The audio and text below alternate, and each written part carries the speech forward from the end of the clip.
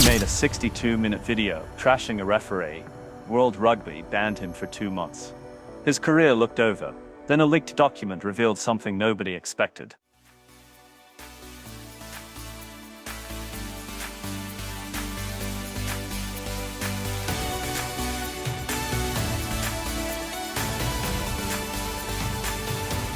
Rassie Erasmus was right about 23 out of 26 calls, and World Rugby tried to hide it. I'm back with another one, and today we're exposing what might be the biggest vindication story in rugby history. How one coach stood alone against the entire establishment, got destroyed in the media, received a worldwide ban, and then got proven correct. Let's go back to July 2021. The British and Irish Lions are touring South Africa, first test in Cape Town. The Springboks lose. Australian referee Nick Berry is in the middle, and Rassie Erasmus, South Africa's director of rugby, is watching everything unfold. After the match, Erasmus does what coaches normally do. He reaches out to Berry for clarification, wants to discuss specific decisions. This is standard protocol in professional rugby. Coaches send video clips to referees all the time, but Erasmus can't get through. The meeting doesn't happen. The feedback he receives is inadequate. Only obvious mistakes are acknowledged. Serious errors get ignored. So Erasmus makes a decision that will change everything. He films a 62-minute video, analyzing 26 specific incidents from the match. He highlights what he believes are clear refereeing errors, questions inconsistencies, points out differential treatment between teams, and he sends this video to a restricted group. Berry himself, World Rugby's refereeing officials, SA Rugby CEO, the coaching staff. That's it.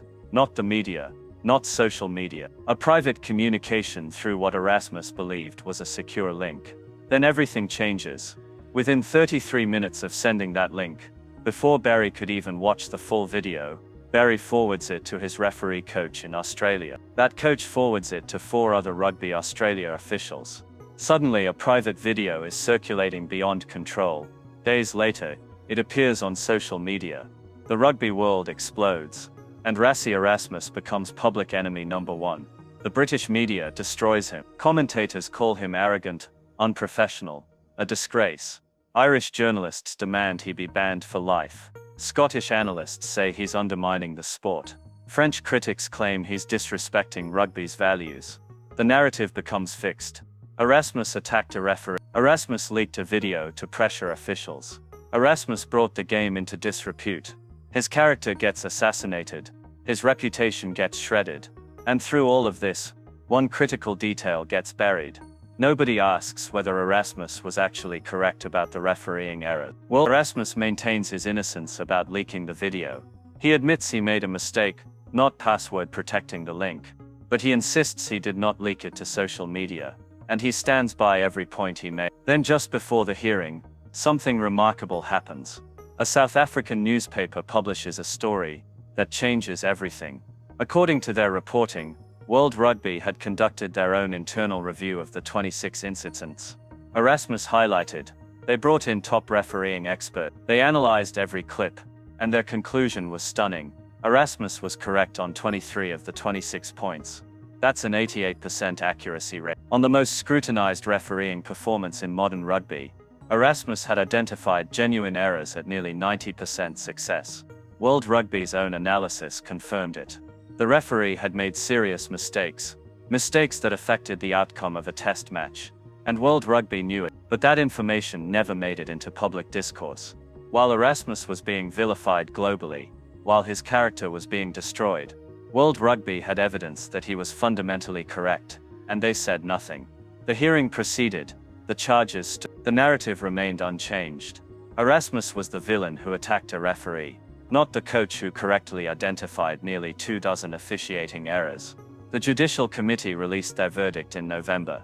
Erasmus was banned from all rugby activity for 2 months, banned from matchday involvement until September 26. Nearly a year away from the team he'd guided to a World Cup, SA Rugby was fined £20,000. The judgment was damning. It described the video as an attack on match officials. It included emotional testimony from Berry. It painted Erasmus as someone who crossed a line, and buried deep in that document, never emphasized, was acknowledgement that most of what Erasmus said was accurate.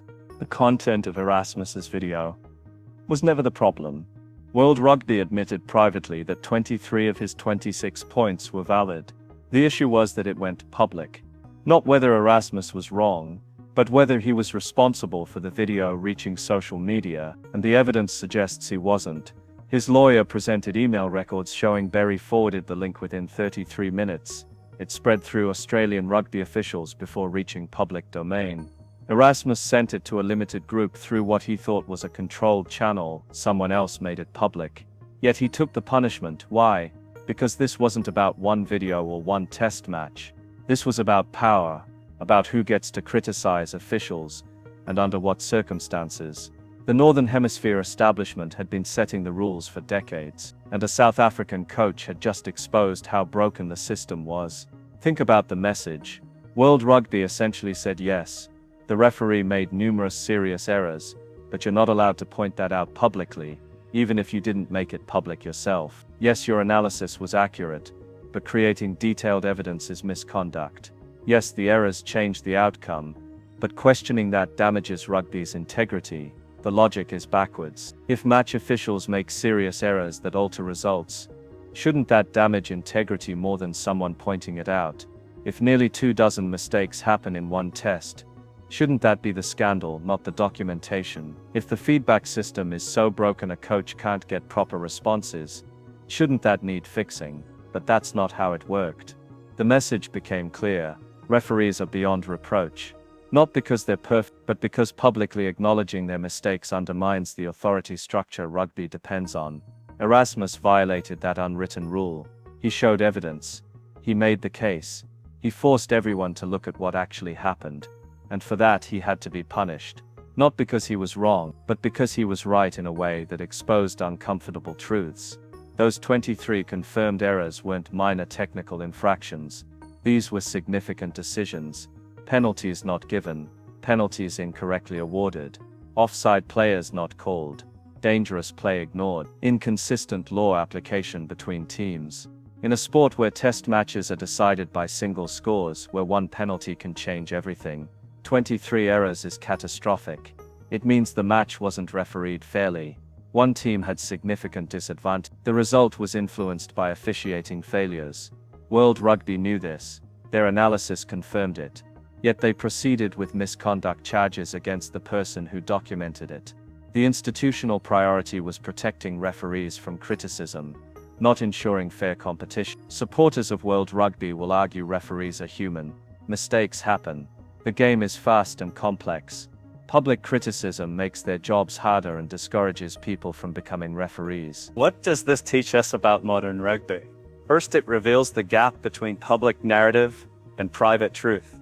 While the world condemned Erasmus, World Rugby privately acknowledged he was correct. If governing bodies know mistakes are happening but won't publicly address them, how can the system improve?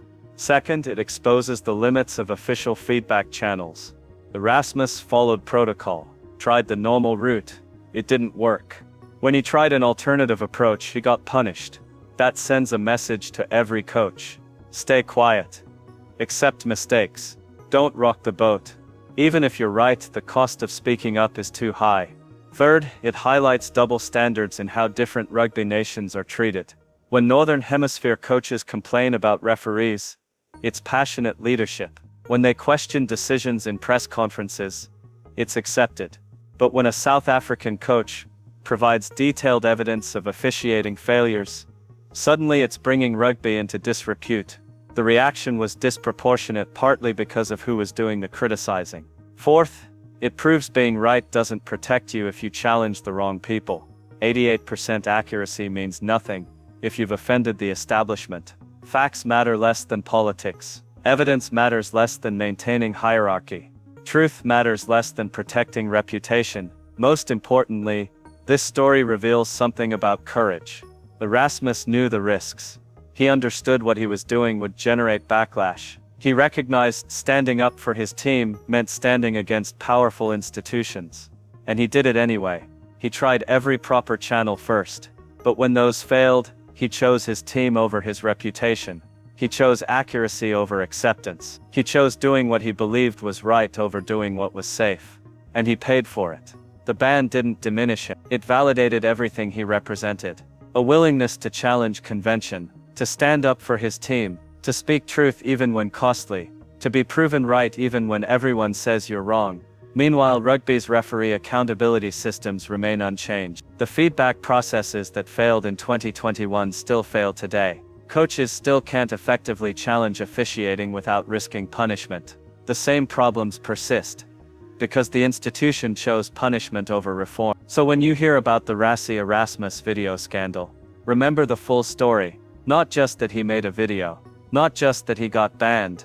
Remember that World Rugby confirmed he was right 23 out of 26 times. Remember he tried proper channels first. Remember someone else leaked the video. Remember being correct wasn't enough. And remember the establishment chose protecting referee image over addressing referee performance. That's the real scandal. The leaked document proving Erasmus's accuracy should have been the headline. Should have sparked reform. Instead it got buried. Because acknowledging it would mean admitting the ban was wrong. Admitting the system is flawed. Years from now people will remember one number. 23 out of 26. They'll remember Erasmus was right. That he was vindicated by World Rugby's own analysis. That he stood alone against enormous pressure. And the facts supported him. The ban will be a footnote. The controversy will fade, but the accuracy will remain. That's Erasmus's real victory. Being proven right when the entire world said he was wrong. Being vindicated when the establishment tried to bury him. Standing up for what he believed and having evidence back him up. That's what World Rugby's leaked documents proved. That's the truth that couldn't stay hidden. And that's why, despite everything they did to him, Rassie Erasmus won. Because 23 out of 26 is 23 out of 26. No amount of bans or condemnation can change that math. He was right. They knew it. They punished him anyway. And now we know the truth.